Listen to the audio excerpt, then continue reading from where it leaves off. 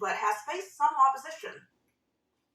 Concerns that Safe Banking Act would create loopholes in our money laundering laws. Keeping this multi-billion-dollar industry largely off the books and largely in cash is a criminal organization's dream because there's absolutely no oversight and transparency.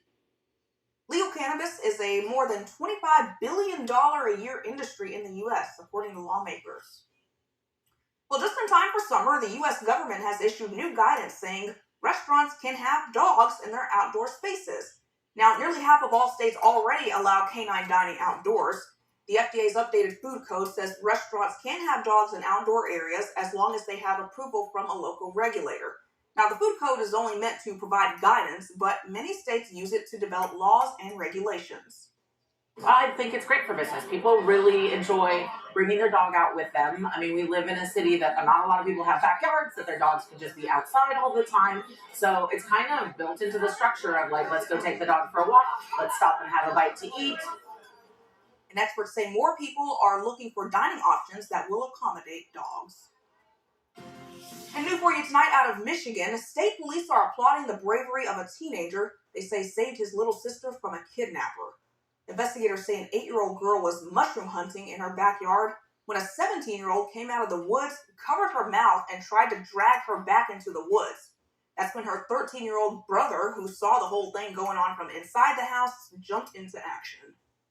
He was able to grab a slingshot, hit the suspect right in the head, and that caused him to let go. The girl was able to struggle and get away, and he shot another one, hit the suspect in the chest, and then fled the scene. Police say that 17-year-old ran off, but he had injuries from getting hit with the slingshot that made him easily identifiable. The little girl did not get hurt. We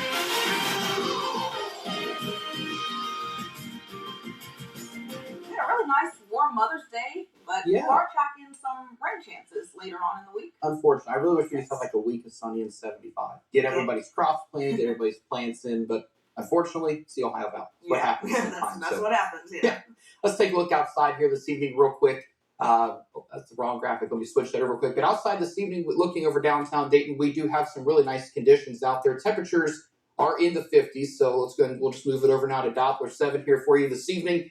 Again, we're looking right around 60 here in Dayton, but a lot of us have already dropped into the 50s here this evening. Now, you can see a few light showers off to the north. Those are going to graze places like Wapakoneta, Waynesfield, and Indy Lake here over the next little bit. But there are some more showers off to the west, and I'll show you those here real quick now as well. Kind of looking back off to the west, these are light showers. So it'll kind of graze right on through the Miami Valley here later on this evening and into the first part of your tomorrow morning. That complex of thunderstorms well off to the southwest.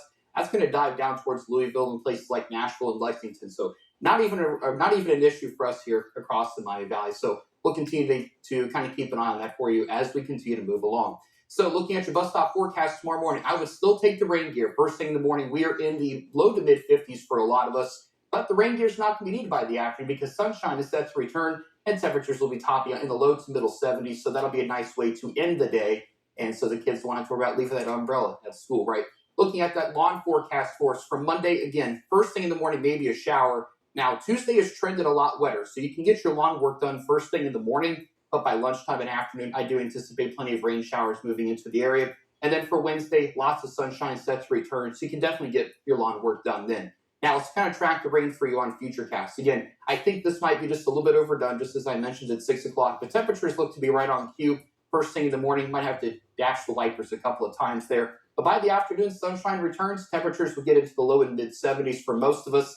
Then as we get into Monday night and Tuesday, clouds are going to start to build back in. And then by mid-morning Tuesday, you're going to see another round of showers and even maybe some steadier showers. Now, miles have been kind of inconsistent. Yes, they are trending rainier, but the placement is still kind of in question. So I do think right now areas south of I-70 have the better chance of seeing some of those steadier and even some briefly even, as you can see, maybe a couple downpours to the south of I-70. But that gets out of here just in time for late Tuesday night. How much rain can we see? Well, again, as you can see, models are kind of depicting the southern half of the Miami Valley, likely to get the heaviest rainfall. Areas off to the north, much lighter than that. And I do really anticipate a half of an inch or less by the time it's all said and done. Let's look at that updated 7-day forecast. Again, I went ahead and increased the rain chance for Tuesday. I do think about 50% of us, at least the way it stands now, get some rain. And then Wednesday we'll get some clearing, lots of sunshine by the time we get to Thursday. And then Friday, another chance of showers and a few thunderstorms, and hopefully we can get a dry weekend next week. Here flying this huge ship. That